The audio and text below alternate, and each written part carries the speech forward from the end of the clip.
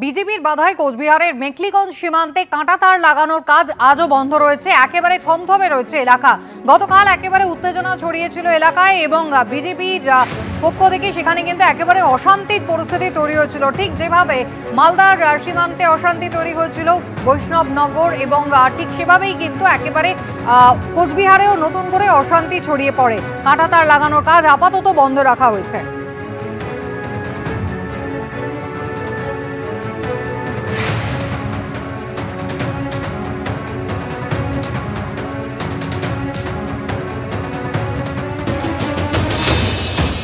চার 5 কিলোমিটার ফাঁকা আছে। এই ফাঁকার মধ্যে যেটা চুরি, গরু পাচার, তারপরে এমনি স্মাগলিং, অনেক ধরনের ব্যবসা চলে এদিকে।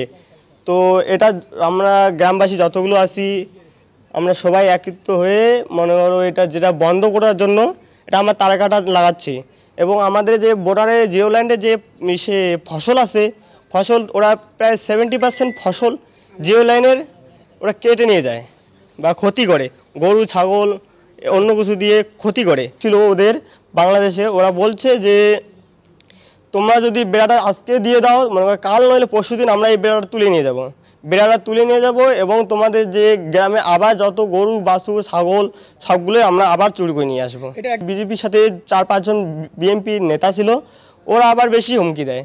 ওরা বলে যে তোমরা কি করতে পারবা, কিচ্ছু করতে পারবে না। আমরা যদি ইচ্ছা করি তোমাদের 3 বিঘা থেকে এদিকে যতটা বর্ডার এলাকা আছে পুরোটাই আমরাই তুলে আমাদের ইন্ডিয়াতে পা দিয়ে মারতে যায়, বাংলাদেশে বিজেপি দেখো এখনো দাঁড়ায় আছে। ডিএমএন তো দিও না যাই কিছু হচ্ছে।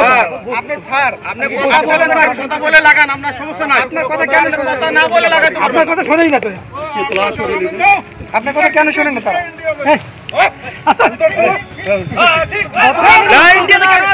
গতকালের উত্তেজনার এই বাদানুবাদের পর আজ কিন্তু একেবারে থমথম করছে মেখলিগঞ্জ সীমান্ত। আমাদের সঙ্গে শুভেন্দু ভট্টাচার্য রয়েছেন এই মুহূর্তে সরাসরি। শুভেন্দু, ওপার থেকে যেমন রীতিমতো হুমকি হুঁশিয়ারি আসছে, বাদানুবাদ হয়েছে গতকাল, তার পাশাপাশি এপার থেকে নজরদারির প্রক্রিয়াটা কি চোখে পড়ছে?